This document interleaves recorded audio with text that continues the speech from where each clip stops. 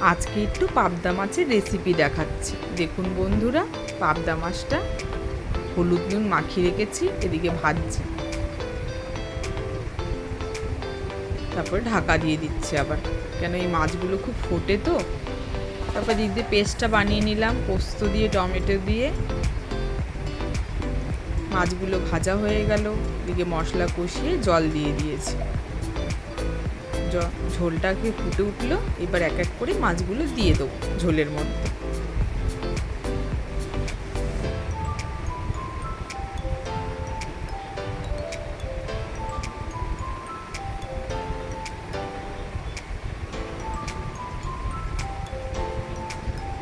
এবার একটু উপরে ধনে পাতা ছিটিয়ে দিলাম, আর একটু গরম মশলার গুঁড়ো দিয়ে দেবো।